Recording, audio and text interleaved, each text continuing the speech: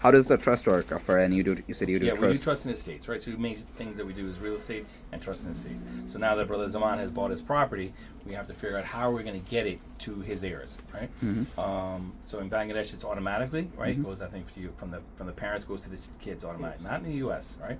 So basically, what happens is you have to prepare some document, whether it's a will or a trust. We recommend a trust because of a couple of things. Number one, it avoids probate. You don't have to go to the court. It takes a right? year. It takes about 6 months to a year. If you own properties in Brooklyn, 2 years. Bronze So too. what does that mean, right? It means that you won't have access to your property for that amount of time. So your children, if they will try to collect rent and you have a savvy tenant, they can't collect. You need a letter. So if you die, right, without a will, you die intestate. If you die with a will, you're going to get another letter. It's called letters of testamentary. That letter will authorize your children to receive the rent and manage the property or sell the property. Wow. Without that letter, the property is held in limbo. With the trust, you go to an attorney, and within half hour to an hour, they give you a trust certificate, which now they're the owner. Doesn't have to go to court. There's no fees other than the attorney fee, and that's it.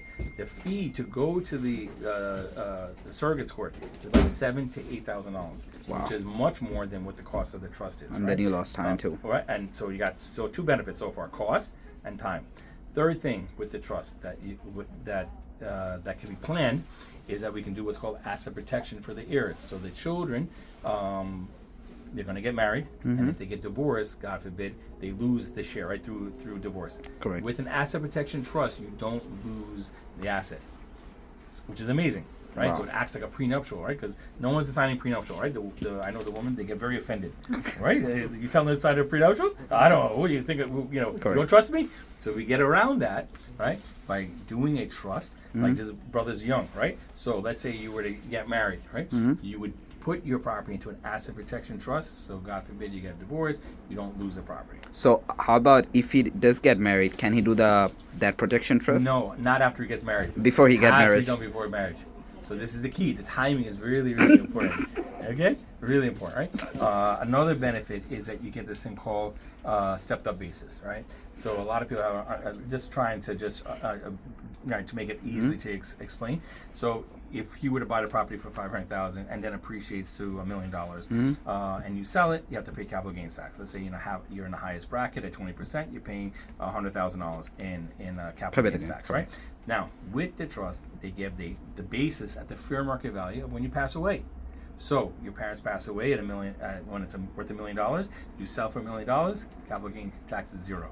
Wow. Which is amazing, right? So and then if you have an estate, I know there's a lot of good Bangladeshi brothers out there with some estates over $7 million. Guess what? There's estate tax. So you have this capital gains tax, right? Then you have New York State estate tax, and you have federal estate tax. Okay, so these are things and I'm just very simplified for New York State. If you go over that cliff, right, over $7 million, $1 million in estate tax. Wow. So guys, if you're out there, I know you got two or three properties, and you easily be worth $2 or $3 million each.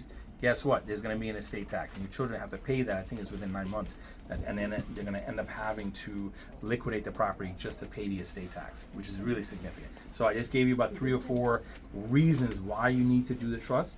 I just spoke to a lady today, a sister. She has an autistic child. If you have children that have disabilities, you have to do it. Because with the trust that we do, we can do what's called a supplemental needs trust, special needs trust.